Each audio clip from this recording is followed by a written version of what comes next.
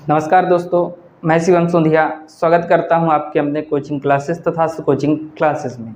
साथियों, आज हम सीखेंगे प्रतिस्थापन विधि और बेसिक कॉन्सेप्ट को समझते हुए हम आज समझेंगे प्रतिस्थापन विधि की हम प्रतिस्थापन विधि में क्या क्या चीज़ें कर सकते हैं। एक तो प्रतिस्थापन विधि ठीक है, लेकिन प्रतिस्थापन विधि में और भी कितने तरीकों से हम कर सकते हैं ये भी देख करके चलेंगे। साथियों, पहले तो मैं बेसिक कॉन्सेप्ट आप लोग को बता देता हूं कि प्रतिस्थापन विधि आखिरकार किस तरह से किया जाता है। दो चर वाले रैखिक समीकरण अगर हमें लिखा हुआ है इस प्रकार से, तो हम यहाँ पर प्रतिस्थापन विधि का उपयोग कर सकते हैं। और प्रतिस्थापन विधि में हम क्या करते हैं साथियों कि पहले ही समीकरण से x या y का मान निकाल लेते हैं और फिर उसे भी समीकरण लिख करके अगले यानी कि दूसरे वाले समीकरण में हम मान रख देंगे। मान रखने के बाद साथियों पूरा का पूरा टर्म जो है, या तो हम x का मान निकाले हैं तो पूरा का पूरा टर्म y के टर्म में हो जाएगा और फिर सॉल्यूशन बनाएंगे और सॉल्यूशन बनाते हुए हम आगे बढ़ेंगे तो हमें y का मान मिल जाएगा। फिर साथियों हम क्या करेंगे कि ये जो y का मान आया हुआ है, y का मान समीकरण 3 में रख देंगे तो x का मान आ जाएगा। तो साथियों ये तो है प्रतिस्थापन विधि, लेकिन प्रतिस्थापन विधि को और भी आसान से किया जा सकता है। देखेंगे कि हम किस प्रकार से करेंगे। आपको अगर कॉन्फिडेंस होगा, आपको पक्षांतर करने के सभी नियम अगर पता होंगे, तो आप बिल्कुल कहीं से भी कहीं ना कहीं से आप सॉल्यूशन जरूर बना लेंगे अगर पक्षांतर का नियम आपको पता होगा। तो साथियों पहले तो पक्षांतर के नियम समझ लेते हैं कि आखिरकार पक्षांतर के नियम क्या क्या कहलाते हैं, और फिर हम प्रतिस्थापन विधि के प्रश्न यानी कि इस प्रश्न को मैं 2 तरीकों से करके बताऊंगा। साथियों देखते हैं पहले पक्षांतर के नियम। पक्षांतर में पहला नियम अगर देखा जाए तो 3x मान के चलते हैं, ये लिखा हुआ है 4y = 10 लिखा हुआ है। अगर हम यहाँ से x को रोकना चाहते हैं, इसका सबका पक्षांतर करना चाहते हैं, ये इधर चला जाएगा और यहाँ से ये 10 - 4y, और यहाँ से साथियों क्या करेंगे, यहाँ से 3x तो x बटे में क्या कर देंगे साथियों इस प्रकार से 3, यानी कि हम क्या कर दिए हैं, यहाँ पर x को बस रोक लिया गया है, बाकी सबका पक्षांतर कर दिया गया है। आपको विशेष रूप से ये ध्यान देना है साथियों कि अगर कोई भी संख्या बराबर के इधर प्लस में है, बराबर के उधर जब जाएगी तो उसका निशान चेंज होगा। अगर ये प्लस में है तो माइनस में हो जाएगा। अगर ये माइनस में होता, इसी का एक और एग्जांपल लेकर के चले, अगर ये इस प्रकार से है, अगर ये माइनस में होता तो साथियों ये क्या होता कि इधर जाता तो प्लस में जाता, यानी 3x तो ठीक है, इसे हम यहाँ लेकर के जा रहे हैं 10 + 4y, और यहाँ से 3 अपॉन में चला जाएगा, यहाँ से अपॉन में ये 3, इस तरह से। यानी कि साथियों जो x के साथ में गुणे में होगा वो बटे में चला जाएगा। पहला नियम तो हमें ये याद रखना है कि प्लस में अगर कोई संख्या है, प्लस में कोई संख्या है अगर, तो सीधा सीधा बगल में जाएगी, निशान चेंज हो जाएगा, माइनस में हो जाएगी। अगर माइनस में है तो बराबर के उधर जाएगी, सीधा निशान चेंज होगा, माइनस में है इधर आएगा तो प्लस में हो जाएगा। यहाँ पर चर के साथ में जो भी अंक है उसका हम अगर पक्षांतर करेंगे तो वो बटे में जाएगा, यहाँ से भी ये बटे में जाएगा। इसके बाद साथियों आप इस तरह से इसे शॉर्ट में लिख लीजिएगा, शॉर्ट नहीं तो एक बार प्रॉपर से ही लिख लीजिए, ज़्यादा अच्छा रहेगा। थर्ड नंबर पे अगर मैं बोलूं कि ये 3x बराबर में अगर ये 10 होता, यानी कि अचर के साथ में इसका क्या है, गुणा है, x का गुणा है अचर के साथ में, तो अचर को हम बटे में लेकर के जाएंगे तो ये इस प्रकार से जाएगा, यानी कि यहाँ पर गुणे में है संख्या तो यहाँ बटे में जाएगी। साथियों अगर फोर्थ नंबर का देखा जाए कि यही अगर इस प्रकार से लिखा होता, बटे में लिखा होता x बटे में 3 और यहाँ पे 10 लिखा होता, तो ये क्या होगा साथियों, ये इधर से जब बराबर की ओर जाएगा तो x बराबर में 10 गुणे में 3 हो जाएगा और ये 10 तिहाई 30, 10 तिहाई 30। साथियों ये था पक्षांतर के कुछ नियम। आपको पक्षांतर के नियम को ध्यान रखना है। पक्षांतर के नियम आपको अगर आता है तो आप बिल्कुल प्रतिस्थापन विधि से हल कर लेंगे। साथियों तो आप इसका स्क्रीनशॉट जरूर ले लीजिएगा। मैं अब इस प्रश्न में प्रतिस्थापन विधि आपको हल करके बताऊंगा। हालांकि मैं 2 तरीके से हल करके बताऊंगा, आधा में कर लेता हूं ये ब्लैक बोर्ड को इतने में, एक इधर साइड कर दूंगा, एक इधर साइड, तो आपसे भी बनेगा। अगर ये पक्षांतर का नियम आपको याद होगा तो आपसे प्रतिस्थापन विधि बन ही जाएगा।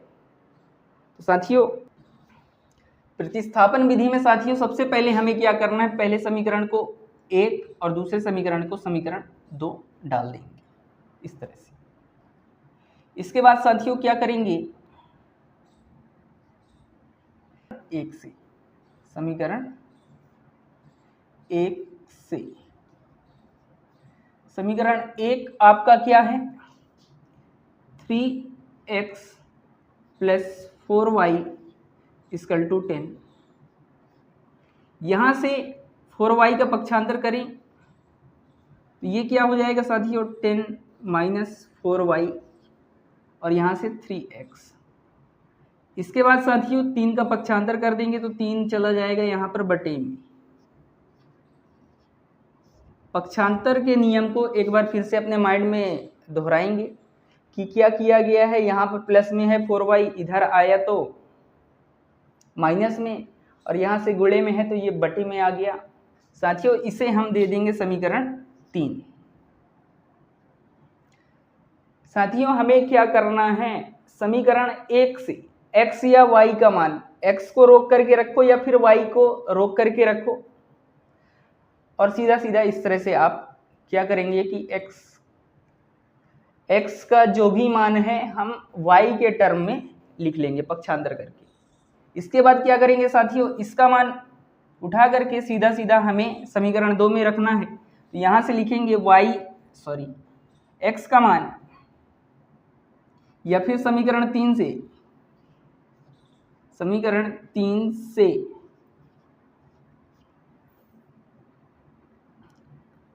समीकरण 2 में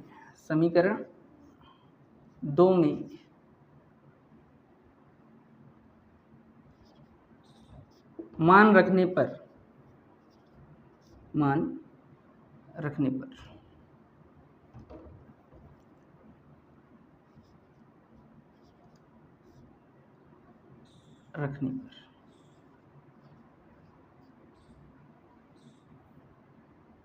साथियों अब हम क्या करेंगे, समीकरण 2 को लिखेंगे। यहाँ पर 2x - 2y = 2। यहाँ पर वैल्यू रख देंगे साथियों, x की जगह पर x यहाँ पर है तो यहाँ पर ही वैल्यू रखेंगे। यहाँ पर क्या हो जाएगा, 2 मल्टीप्लाई में हो जाएगा और ये यहाँ से 10 माइनस में 4y अपॉन में 3 और यहाँ से ये -2y = 2। साथियों आपको क्या करना है, बेसिक कंसेप्ट को ध्यान में रख करके काम करना है, हल अपने आप ही बनता चला जाएगा। आप क्या करते हैं कि याद करने का प्रयास करते हैं तो इस तरह में आपसे बनेगा नहीं। आपको क्या करना है, पक्षांतर का नियम याद रखना है और ये ध्यान रखना है कि x x से जुड़ेगा, y y से जुड़ेगा, अंक अंक से जुड़ेगा। ये बस ध्यान रखेंगे तो आपसे सॉल्यूशन बन जाएगा। साथियों अब हमें क्या करना है कि ये इससे कट नहीं हो रहा है, बटे में 1 करके अंश का अंश से गुणा कर देते हैं, हर का हर से गुणा कर देते हैं। ये सीधा सीधा ये हो जाएगा 20 माइनस 4 दूनी 8 वाई, और यहाँ पे बटे में क्या है साथियों 3 है, और यहाँ से माइनस 2 वाई, और यहाँ पे बराबर में 2 है। साथियों मैं इसको पहले सेपरेट कर लेता हूँ इतने से।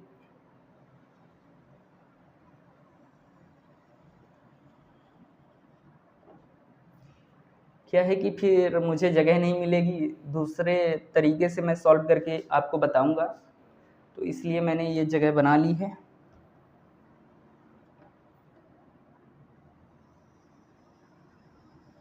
इस तरह से साथियों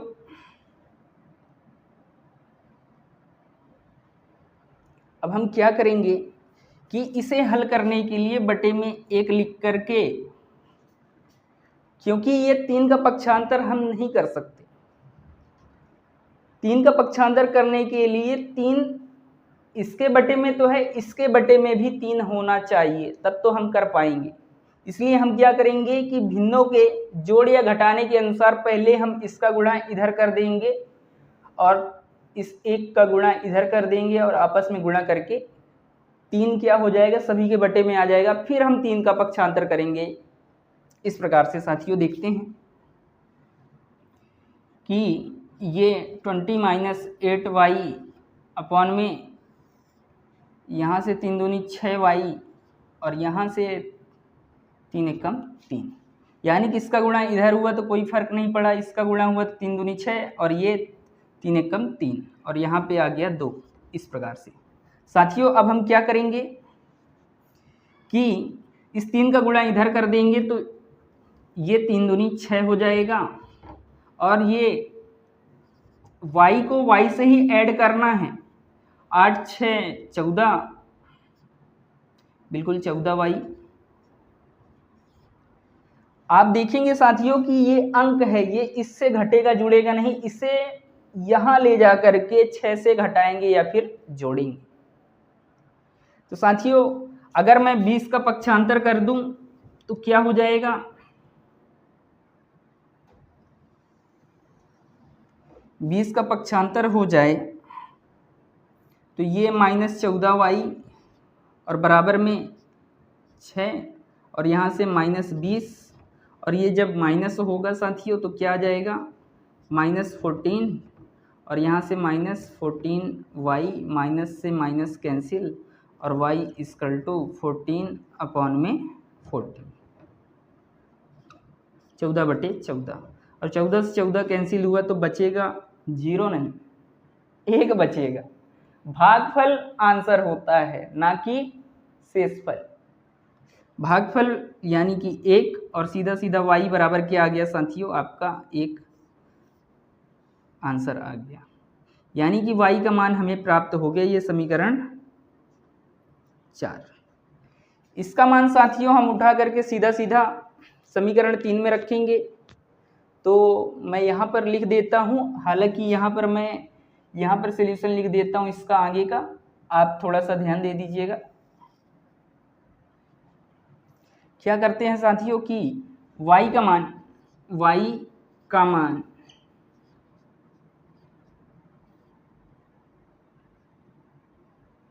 समीकरण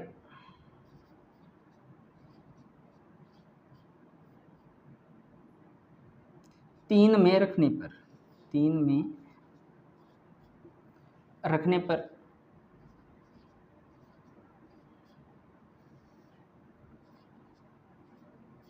तो पहले हम साथियों समीकरण 3 लिख लेंगे। x बराबर में यहाँ से लिखा हुआ है 10 माइनस 4y अपॉन में 3, और फिर हम y की जगह पर वैल्यू रखेंगे, और सीधा सीधा x इक्वल टू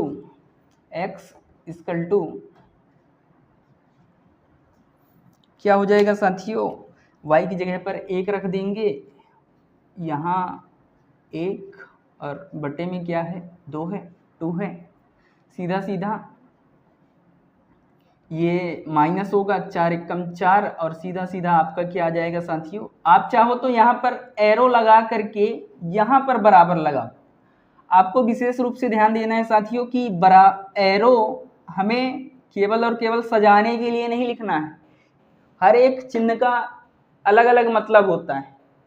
अगर आप एरो लगा रहे हैं तो बीच में बराबर लगा हुआ है, अन्यथा फिर आप लगाएं ही नहीं। ये जो एरो का निशान है, या फिर मैं बोलूँ कि ये जो बोलते हैं ना तीर का निशान लगा देते हैं, बहुत बच्चे करते हैं। क्या करते हैं कि डिजाइन बनाने के लिए कि अच्छा लगे, अच्छा लगने के लिए नहीं, आप थोड़ा सा नियम से चीजें लिखोगे तो ज्यादा अच्छा रहेगा साथियों। अब हम क्या करेंगे कि 6/2, 6/2 और ये से ये कैंसिल आउट होगा तो क्या आ जाएगा साथियों, x बराबर में आ जाएगा 3। सीधा सीधा आपको ये समीकरण 5 डालना है और अतः करके अतः x बराबर 3 और y बराबर 1, और यही आपका आंसर हो जाएगा। यानी कि साथियों आपको इसी तरह से व्यवस्थित लिख करके आना है। मैं एक बार चेक कर लेता हूं साथियों कि अपना हल सही है कि नहीं, क्योंकि मुझे लग रहा है कि थोड़ा सा मैंने मिस कर दिया है। यहाँ पर 3 था, ये देखिए साथियों मिस्टेक तो हो गई। आपके साथ भी हो सकता है, बिल्कुल हो सकता है कि यहाँ पर 3 था, मैंने वहाँ पर 2 लिख दिया, इसलिए समीकरण को पहले लिख लिया गया था। आप देख रहे थे कि मैंने यहाँ पर समीकरण पहले लिखा, फिर उसके बाद मैं वैल्यू रखता और आगे बढ़ता। क्या था कि आपके पास कागज रहता है, यानी कि कॉपी रहती है, और आपके पास जगह भी बहुत रहती है, तो आप बिल्कुल से व्यवस्थित रूप से लिखेंगे तो आपका मिस्टेक नहीं होगा। लेकिन अभी मैंने क्या किया था साथियों, यहाँ पर 3 की जगह पर मैंने 2 लिख दिया था और फिर मैंने कट किया तो आंसर हमारा गड़बड़ा रहा था। यहाँ से क्या हो गया साथियों कि यहाँ पे 3 आएगा और यहाँ से 3 दूनी 6, 3 दूनी 6, ये से ये 3 था, यहाँ पर 3 दूनी 6, और यहाँ से क्या आ जाएगा साथियों, x की वैल्यू आ जाएगी 2 और y की वैल्यू आ जाएगी 1, यानी कि ये आपका आंसर होगा।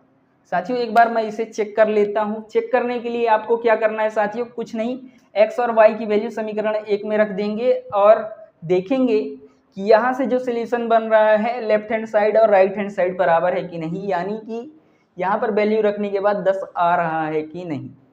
x की वैल्यू क्या है 2, 2 3 6, और यहाँ से 4 एकम 4 और 6 4 10, आपका आंसर सही है। साथियों ये तो ठीक है, हमें इसी प्रकार से लिख करके आना है। ये प्रतिस्थापन विधि है, आपको यहाँ से स्टार्ट करना है, फिर ऐसा व्यवस्थित जाना है, फिर इसके बाद इस तरह से। साथियों अब हम क्या करते हैं कि इसी को एक और तरीके से करें। अगर जिस तरह से मैंने x के लिए निकाला, आप y के लिए भी हल कर सकते हैं। समीकरण आप इसी तरह से लिख करके 3x plus 4y equal to 10 है। इसके बाद साथियों 2 सेकेंड, यहाँ से 2x minus 2y equal to 2, ये समीकरण 1 और ये समीकरण 2। साथियों अब हम इसे क्या करेंगे कि समीकरण 1 से हम y का मान निकाल लेते हैं, तरह तरह से देख लेते हैं। आपके पास अगर कॉन्फिडेंस है, आपके पास अगर पक्षांतर के नियम पता है तो आप बिल्कुल कर पाएंगे। तो साथियों देखते हैं, हम इसे सीधा सीधा समीकरण 1 से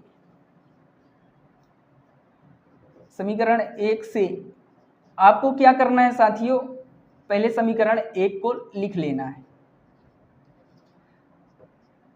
पिछली बार हमने क्या किया था कि x को रोक करके रखा था, इस बार हम y को रोक करके रखेंगे, यानी कि ये 4y और यहाँ से 10 और यहाँ से ये 3x का पक्षांतर कर देंगे। तो साथियों इस प्रकार से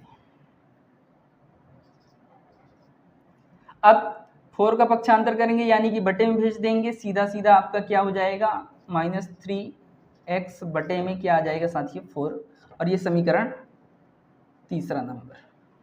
साथियों अब हम क्या करेंगे कि ये जो मान हमें प्राप्त हुआ है इसे समीकरण 2 में रखेंगे। तो साथियों क्या होगा, y का मान, या फिर मैं बोलूं कि समीकरण 3 से समीकरण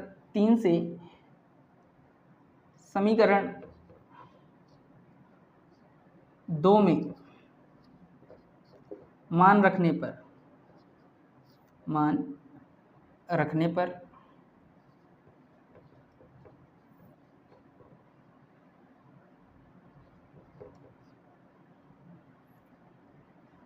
साथियों अब हम क्या करेंगे, समीकरण 2 को लिखेंगे 2x - 2y = 2। अब क्या करेंगे साथियों, यहाँ पर y की जगह पर वैल्यू रखेंगे, यानी कि ये जो वैल्यू है y = तो आप क्या करेंगे यहाँ पर वैल्यू रखेंगे और सीधा सीधा 10 - 3x/4 और = में क्या है साथियों 2 है। अब साथियों क्या करेंगे कि ये देखेंगे कि ये अंश हर कट हो रहा है कि नहीं। अगर ये कट हो रहा है बिल्कुल कट करेंगे, 2 से 2 दूनी 4, इस प्रकार से साथियों जो भी बचा हुआ है 2x माइनस का गुणा होगा साथियों, तो ये 10 और माइनस माइनस प्लस 3x में क्या है साथियों 2 है। इसके बटे में 2 है, इसके बटे में कुछ नहीं है तो मान के चलते हैं 1 है। हमें क्या करना है साथियों, ये 2 जब इन सभी के बटे में 2 हो जाएगा तभी इसका तिर्यक गुणा होगा। यहाँ पर भी साथियों क्या किए थे हम क्या किए थे कि यहाँ पर 3 जब दोनों में आ गया तब हम 3 का पक्षांतर कर रहे थे। इसी प्रकार से साथियों आपको भी करना है, यहाँ पर भी। यहाँ पर क्या हो जाएगा कि ये 2 का गुणा यहाँ से 2 दूनी 4x और यहाँ से -10 धन 3x और सबके बटे में क्या हो जाएगा 2 एकम 2 और सीधा सीधा यहाँ पे 2। साथियों अब हम क्या करेंगे कि इन दोनों को x को जोड़ देंगे, यानी कि 7x और यहाँ से -10 और यहाँ पे बटे में क्या है 2 था, तो 2 का पक्षांतर अगर कर दिया जाए, तिर्यक गुणा कर दिया जाए साथियों, तो ये हो जाएगा 2 दूनी 4 या 2 2 जा 4। साथियों अब हमें क्या करना है कि ये 10 का पक्षांतर करके इससे घटाएंगे, 10 का पक्षांतर करके इसे घटाएंगे। तो साथियों मुझे लग रहा है कि कहीं पर हमने मिस्टेक कर दिया है, अभी चेक कर लेंगे। हालांकि क्या करते हैं साथियों कि यहाँ से 7x माइनस में 10 का तो पक्षांतर हो गया, तो ये इधर आ जाएगा और सीधा सीधा 4 माइनस है तो यहाँ पे +10, तो ये क्या हो गया साथियों आपका क्या हो गया, ये 14 हो गया और x में क्या हो जाएगा 7 7 दूनी 14। x की वैल्यू क्या आ गई साथियों 2 आ गई। साथियों हमारा हल बिल्कुल सही था। मुझे ऐसा लगा कि मैंने नज़र नहीं रखी है, मैं पढ़ाने में ही मगन हो गया था। तो ऐसा कुछ नहीं है साथियों, आप अगर प्रॉपर हल करेंगे और आपको अगर कॉन्सेप्ट पता है, पक्षांतर का नियम पता है, तो आप बिल्कुल कर पाएंगे। साथियों ये जो मुझे लगा ऐसा कि ये 10 यहाँ आएगा तो ये घट जाएगा और घटेगा तो 6 आएगा, और 6 आने के बाद क्या होगा कि डिवाइड होगा, तो डिवाइड तो हो ही नहीं रहा, 6/7। लेकिन यहाँ पर क्या था, नियम क्या कहता है भाई कि ये यहाँ से इधर आएगा तो इसका निशान चेंज होगा। साथियों आपके साथ भी इसी तरह से होगा। आपको पूरे कॉन्सेप्ट पता होंगे अगर, तो आप प्रॉपर हल बना लेंगे। आप क्या है, आपको क्या करना है, ये पक्षांतर करके सीधा सीधा इससे प्लस करना था, ये 2 आ जाता और इसे हम समीकरण क्या डाल देते, 4 डाल देते। और x की वैल्यू अब हम क्या करेंगे, x का मान समीकरण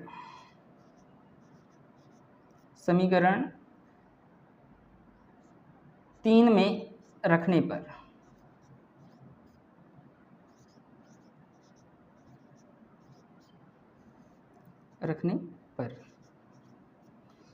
इसको अलग अलग लिख लीजिएगा साथियों। क्या है, मेरे पास स्पेस कम है।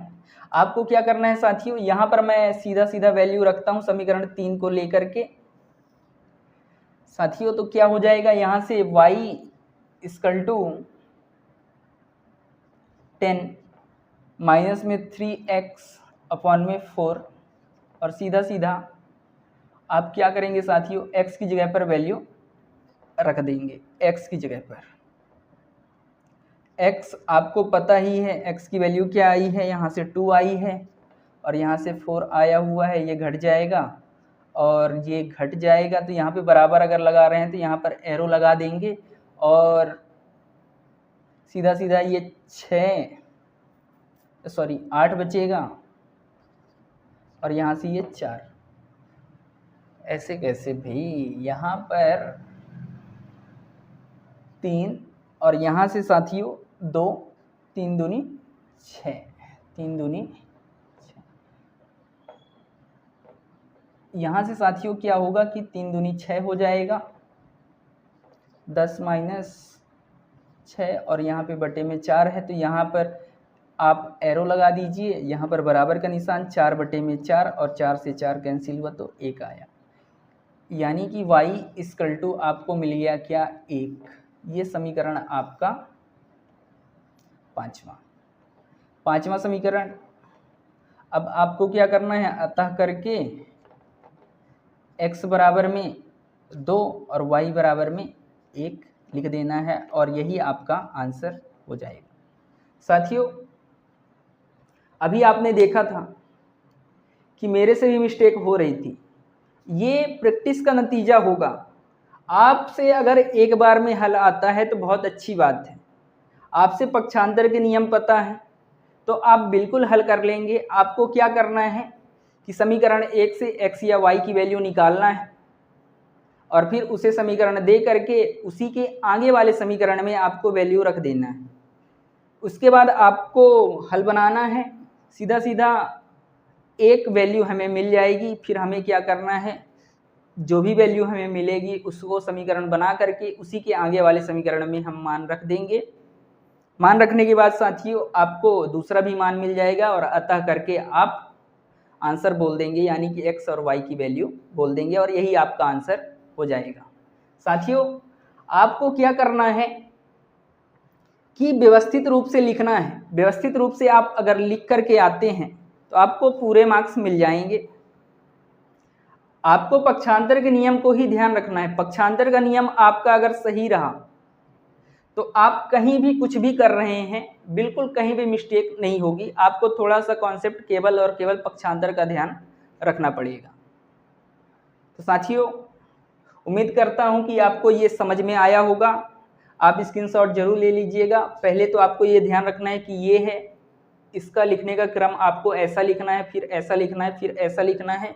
इसी का दूसरे तरीके से मैंने सॉल्व किया है, इसे इस तरह से, फिर यहाँ से ऐसा। तो साथियों आप अगर बीच में आकर के देखेंगे तो आपको समझ में नहीं आएगा, लेकिन आप अगर प्रॉपर स्टार्टिंग से देख करके आराम से बैठ करके समझेंगे और फिर इसे नोट करेंगे तो आपको बिल्कुल समझ में आएगा कि आखिरकार क्या बात हुई है ना। तो साथियों मिलते हैं अगले वीडियो में, तब तक के लिए नमस्कार, जय Hind, thank you very much.